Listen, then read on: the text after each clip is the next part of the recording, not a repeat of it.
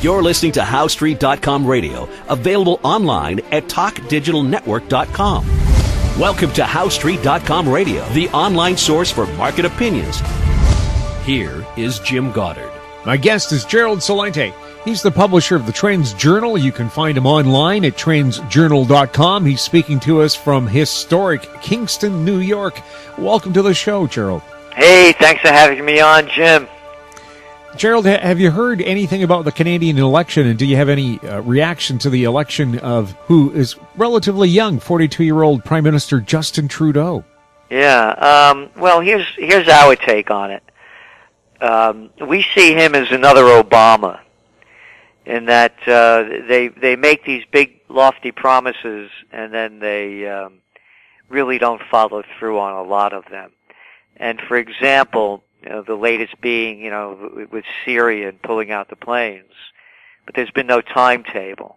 And when you read a little bit more behind it, and from the information that we're gathering, it appears that, there's still pretty much a commitment to fight those ISISes over there and other things as well. So we don't think it's going to be more of change you can't believe in. As we see it, we just don't see a big shift coming about from it.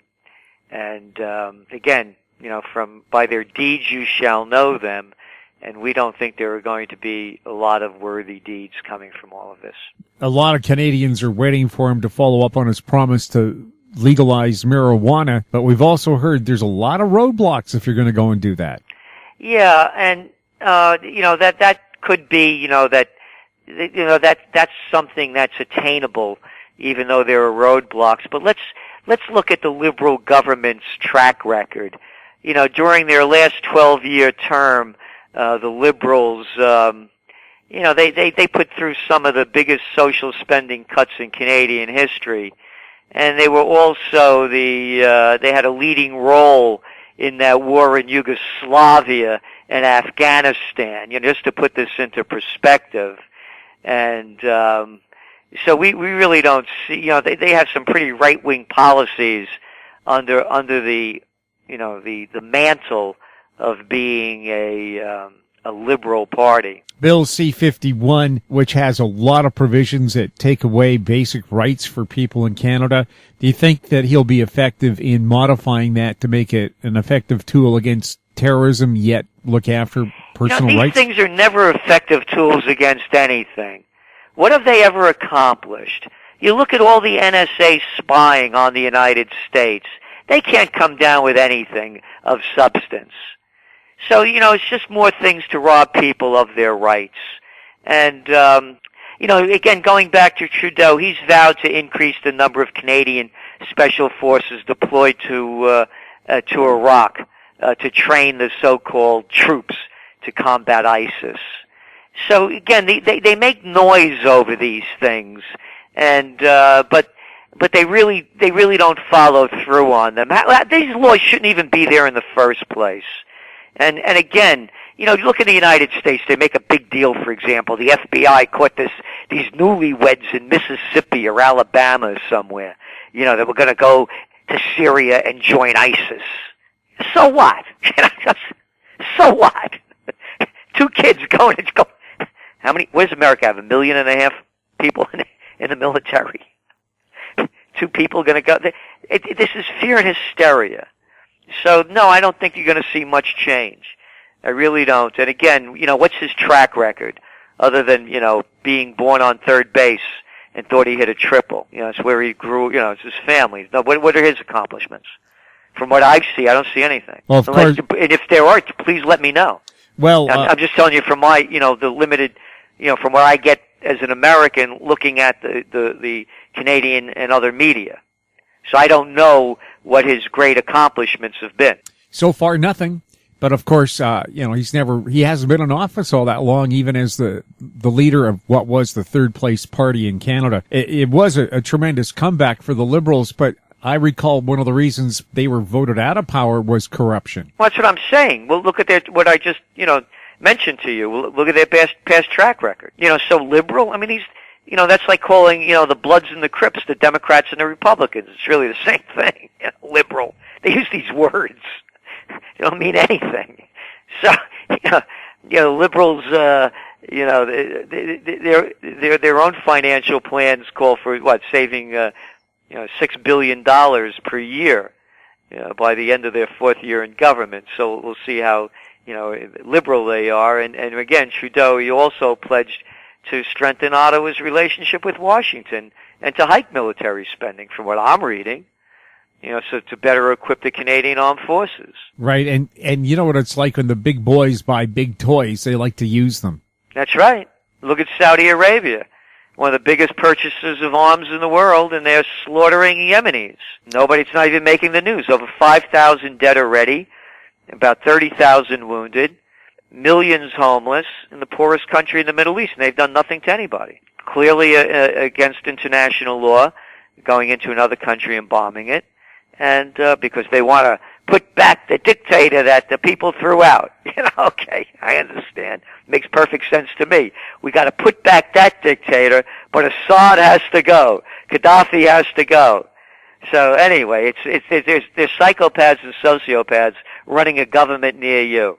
Trudeau has promised that he will hike taxes for the upper 1% of incomers and lower them for everybody else. Have those kind of promises ever been followed through? Well, yeah, people forget that when Eisenhower was president, we had like a 90%, tax rate for the very wealthy in this country. And look how the country boomed. You have they could do what they want to do if it's done in a morally justifiable way, with the support of the people. But the political parties are nothing more than fronts for special interests. And it's when you really get down to it. So it's not really speaking for the people. But of course he can do that. The people going to object? People aren't going to object to that. Who would object to it? The very rich. So why should a very few have the voice over the very many? Is it more effective for government to raise money by hiking taxes or actually lowering them? It's more effective to shrink the sizes of government when you see all the waste. I began my career. I used to run political campaigns in Westchester County in New York. And that was the richest county in America at the time. And I was the assistant to the Secretary of the New York State Senate. I've been there. I know what it looks like. There's one wasteful government organization after another. Let's get the government out of the... I believe in laws. I'm not a libertarian. I believe in government. I just don't believe in rackets. And that's all this thing has turned into. It's payday for the politicians and the flunkies that work for them. So the way you do it is that you really have to shrink the size of the government, sizes of the military, sizes of many of the agencies that are non-essential. And no, not to raise taxes on the average person, because we're all making less money. But absolutely, as I said, you had a 90% tax rate in the United States at one time for the very, very rich. And when you look at the disparity of income, you have 86 people, 86. Most people could fit 86 people in their houses that have more money than 3.5 billion people. You have 400 people in America that are worth $2.5 trillion. Can they get back a little more? Of course they can. Canada's economy, of course, relies so much on what happens in the U.S. What do you see happening to the U.S. economy over the next year or two? What you see is what you get. You're seeing the unemployment numbers. They're terrible. You're seeing GDP growth is very slow. It's just more of the same, but worse. And again, you're going to continue to see, we believe, as we've been saying, oil prices go down because there's a global slowdown. And it's very clear how things are slowing down. And how much more proof do people need? You look at the export numbers going out of China. You look at big companies cutting back staff. What are we talking about? We're talking about Brent crude selling at under $50 a barrel. You go to places like Saudi Arabia. Yeah, they're pulling the stuff out of the ground at a very low price. But they need $100 a barrel to break even on their budget. So Canada's in the same place. It doesn't make much difference what the United States does, because the United States is going nowhere fast, as the rest of the world is. You have a lot of countries in recession and going lower. Japan's in recession. Canada's in recession. You're looking around the world. Brazil's in recession. Russia's in recession. Look at the currencies crashing all around the world, plummeting. New lows. Turkish lira, Russian ruble, Brazilian real. A lot of these resource-rich nations, Venezuela, Mexico, look at the peso. So you can see where it's going. And there's no recovery. And now the market's boosted up again today on the news that Draghi over there, the ECB, they're going to keep their quantitative easing scheme going. So all this does, it allows more mergers and acquisitions because people borrow money, these big companies at record low interest rates, and stock buybacks. So it keeps Ponzi alive. It's more, heroin for the gambling addicts that they like to call investors. How long do you think the governments can keep fooling the general population with these quantitative easing programs, which, as you say, they help the rich a lot? They don't seem to help Joe Average. Well, the facts are that they don't help Joe Average. Now, even the people, that are in the game admit it. And they're going to keep doing it as long as they can get away with it. When does it end? I thought it would have ended 2 years ago, 3 years ago. I would have never expected zero interest rate. Now they're talking about negative interest rates here in the States. That means you put your money in the bank and you lose money on it. Isn't that wonderful? It's a banking takeover. It's called fascism, the merger of state and corporate powers. The banks in Canada consider it their right to get 2% of your income, no matter what. I guess that's, nothing has really changed since the days that Jesus Christ drove the money changers out of the temple with a whip. They just changed their names, that's all. So that's what we have. It's a takeover. I mentioned what's going on in the ECB. Mario Draghi. Where did Mario Draghi come from? Well, they dragged him out of the Goldman Sachs gang. He was the head of the European division.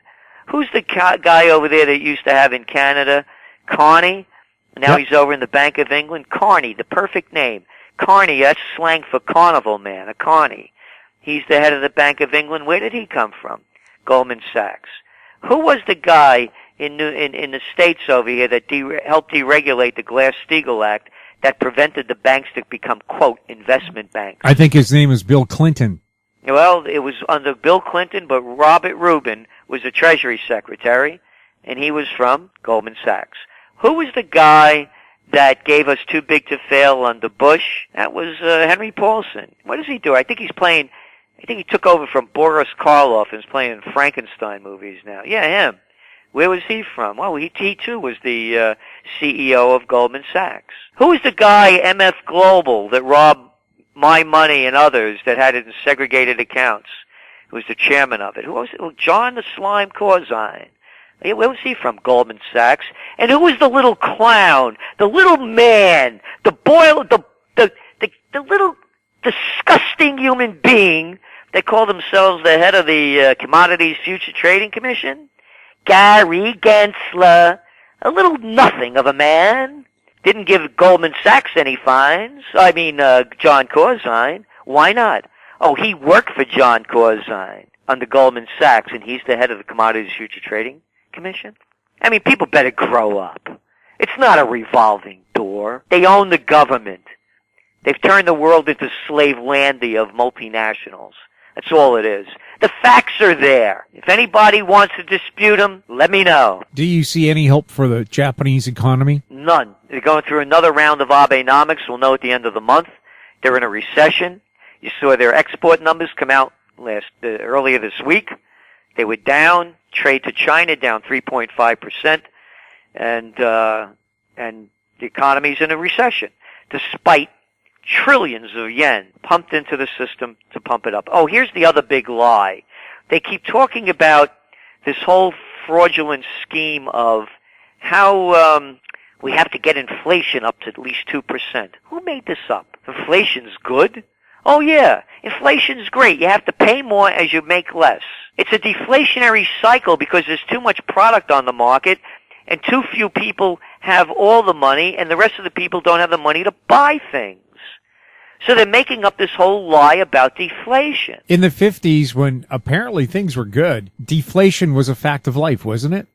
Hey, you go back for the beginning of the nation over here, you hardly had inflation, for the first 100 years. And then as soon as the Federal Reserve came in, now our dollar is worth, about 5 cents compared to when it was in 1913.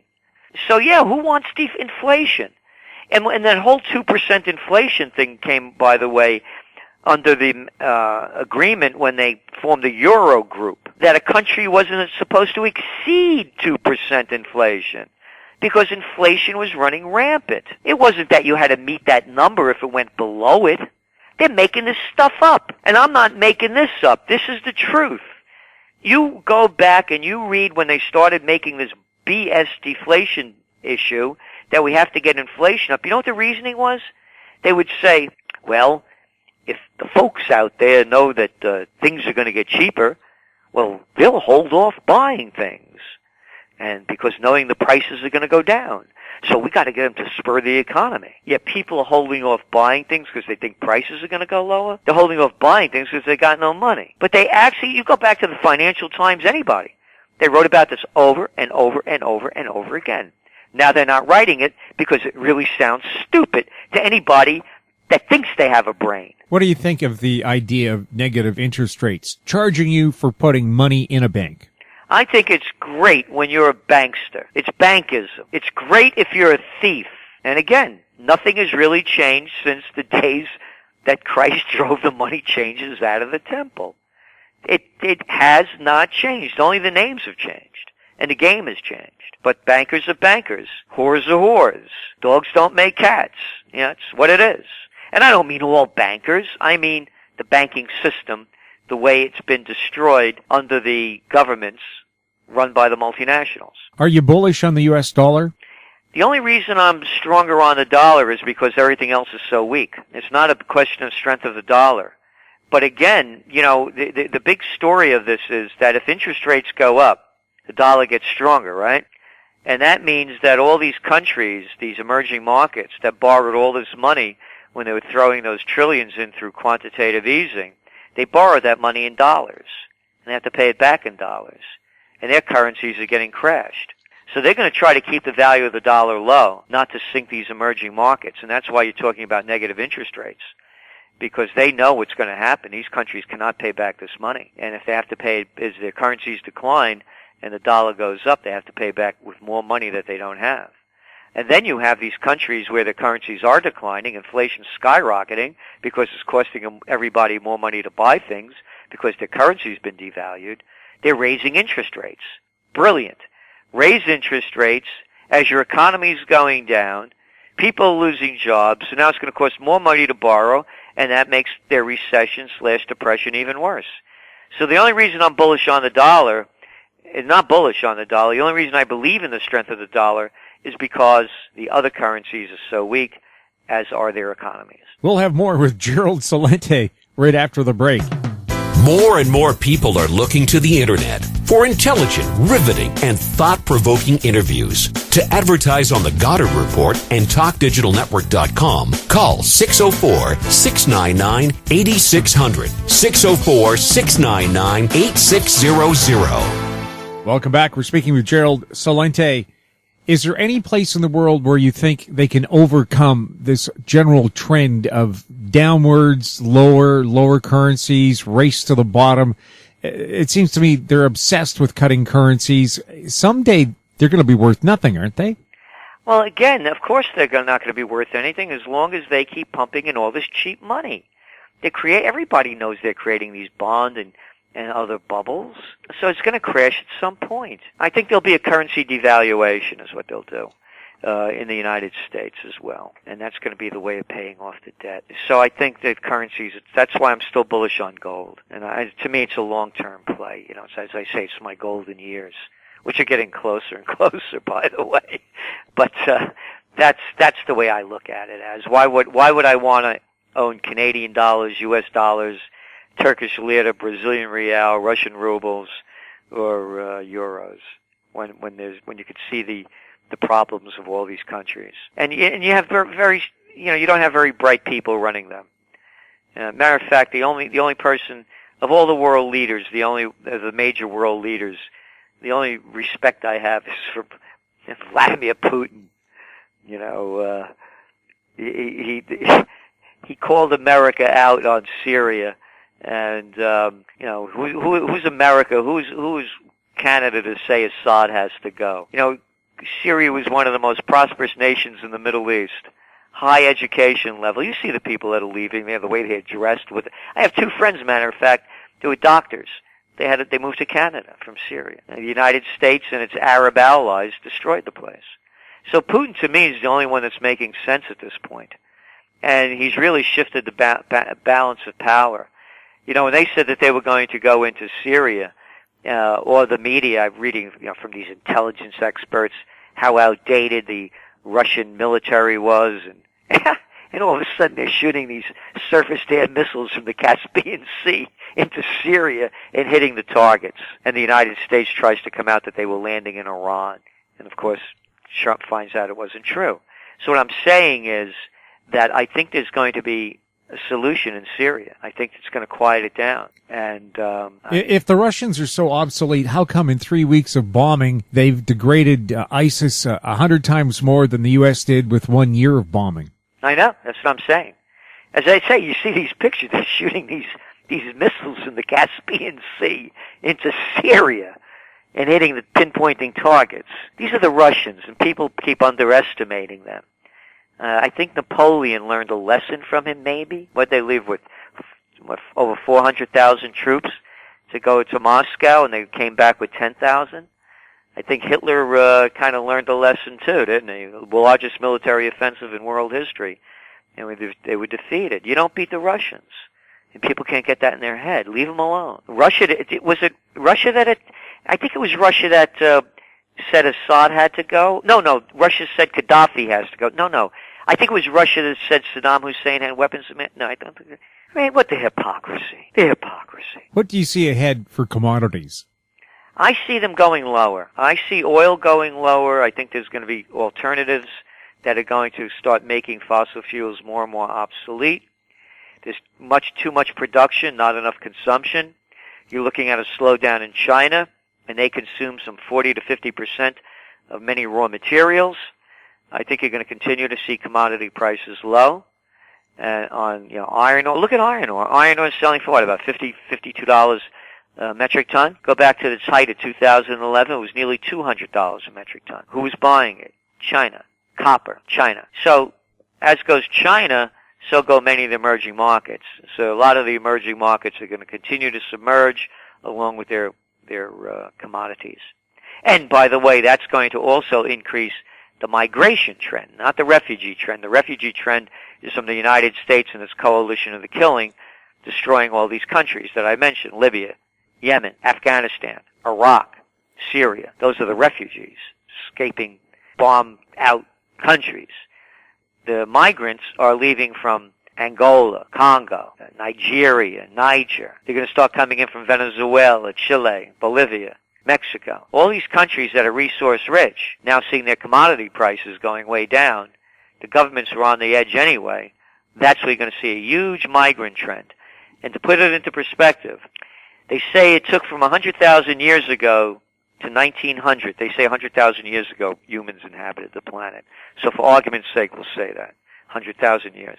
But anyway, in 1900, there were essentially 1.6 billion people on the planet.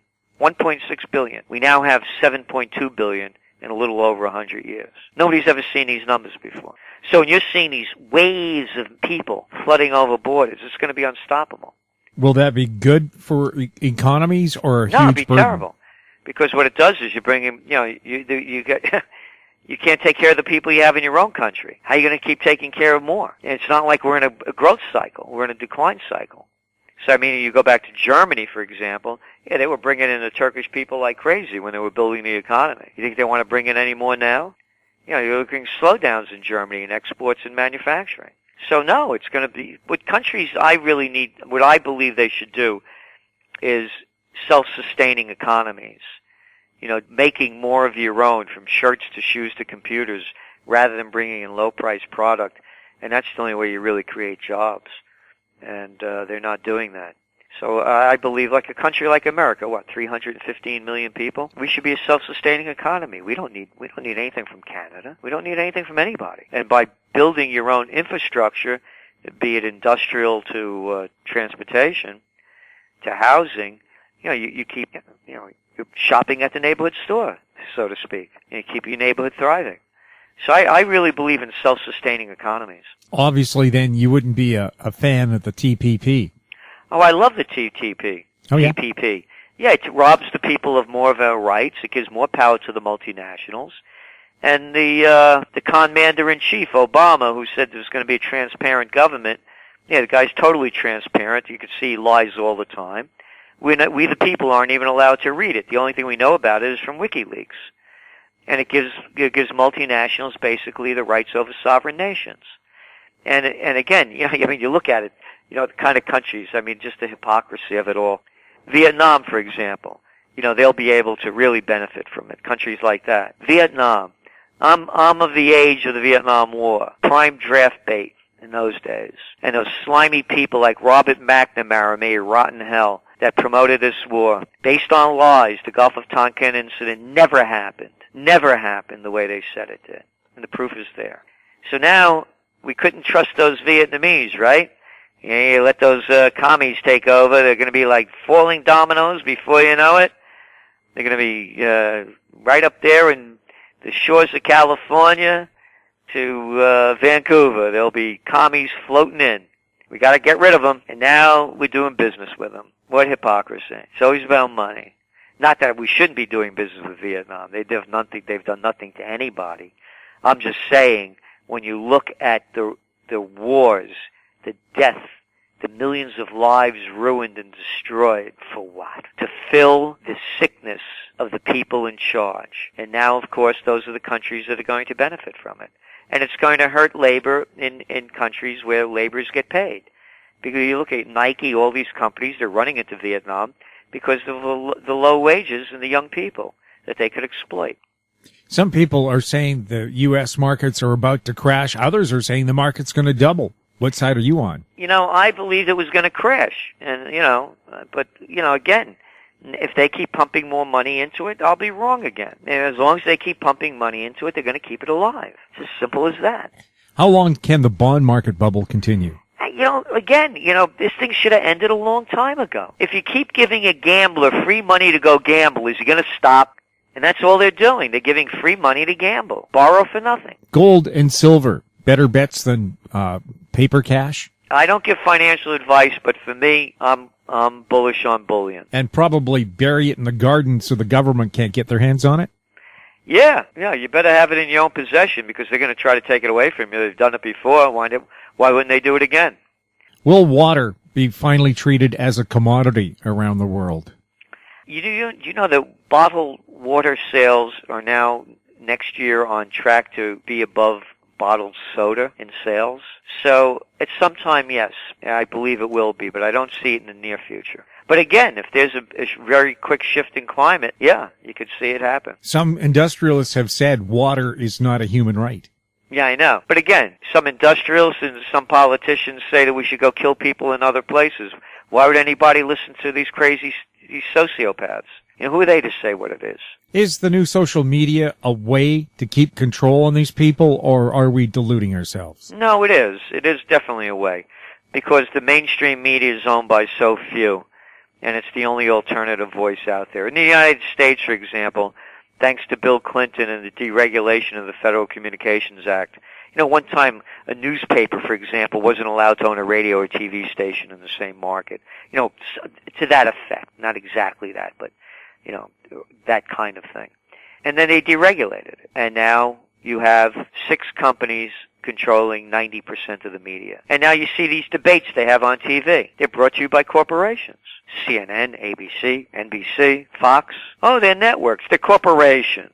Call a whorehouse, if you want to call a whorehouse a brothel, knock yourself out. It's still a whorehouse. And so corporations are running the election. They set the rules. They hold the debates. It's a game show. You have 1 minute to answer the question, and if your name comes up and you have to respond, 30 seconds. Beat the clock. Could you imagine a Lincoln-Douglas debate like this? What a disgrace. What a disgrace. It's a freak show. Are you planning another Occupy Peace for next year? Yes. You know, we have, it was a very successful one that we had with Ralph Nader, Cindy Sheehan, Dr. Robert Thurman, Gary Null, and we want to keep moving it forward. But we're going to need a lot of money and a lot of people. And these things take a lot of dough to make it happen.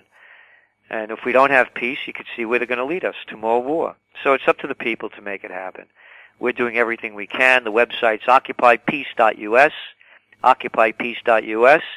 And for all you folks up there in Canada, it'd be a good idea if you occupy peace too. Are any of the presidential candidates for peace? Nope. Other than Chaffee, who gets no press at all on the Democratic side, all the other ones are war hawks. Bernie Sanders is a fraud. He voted to fund every war, including from Afghanistan on. He voted against the Iraq War, but he voted to fund everything. Supports Obama on Syria, Libya, Ukraine. We got to put that Putin in his place, I tell you, he says. These little boys, I get such a kick out of them. These guys couldn't fight their way out of a paper bag if you put all of them in a paper bag. And he talks so tough. I hate it. It's comical. It's comical. Well, if people want to know a little bit more about Donald Trump's personality, back in grade 2, he punched his music teacher because he didn't think the music teacher was any good. Really? Yeah. Well, that's Donald Trump's story. And so I would suggest to Donald Trump, if he wants to talk tough about war, send his boys and girls to go fight. And put on that uniform. You got that hat on. Go put on that uniform and lead the charge. You call him out, go take him out. Another guy born on third base and thought he hit a triple. His old man, according to the reports, left him between $200 to $400 million. Back in World War II, the politicians' sons went to war. Not anymore. None of the politicians go to war, nor do their sons or daughters. I mean, JFK wouldn't have been JFK without his war record. That's right. Even George Bush went to war. Yes, he was the youngest pilot to qualify for carrier landings in the history of the U.S. Navy. Yeah, I wonder how we got that. Couldn't because of Prescott Bush, could it? Well, it's like that guy, John St. McCain. His father was an admiral, his grandfather was an admiral.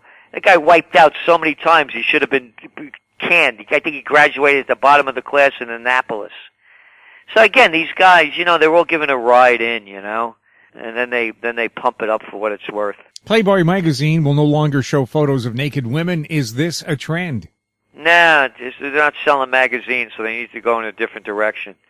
With the internet, you get it for free. How can people find out more about the Trends Journal? Trendsresearch.com, trendsresearch.com. Not only do we have the Trends Journal, we have Trends in the News each weekday night, 15-minute broadcast. We have the Trends Monthly, Trends This Week, and of course the quarterly Trends Journal. So you really get a bang for your buck, and it's at trendsresearch.com. History before it happens. What is the trend of the week? The trend of the week that we just put out now is that broken China, global recession, and we're looking at really the problems in China very deep. And so is the global recession. So that's what we're looking at. We don't think there's any way out of it. Can China ever populate these artificial cities they've built for 600,000 people with no one in them? That's the whole thing. And their vacancy rates are gigantic. And when you look at the numbers coming from different people, rather than just the Chinese government, they have so much product on the market that they can't sell. But then you see what the government keeps doing. They keep lowering interest rates. They keep making it lowering reserve requirement ratios for banks so they could borrow more money. And they manipulate the markets right out in front of everybody. They're doing it, and they still can't boost the Shanghai index up very much.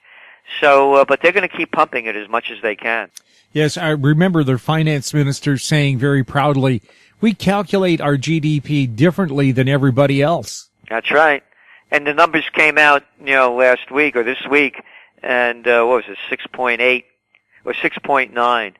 And nobody believes it. Everybody believes it's around the 4%. And when you look at it, and this is what we also wrote about in Broken China, when you look at it, they said that the growth came not in manufacturing, obviously, but in the service sector.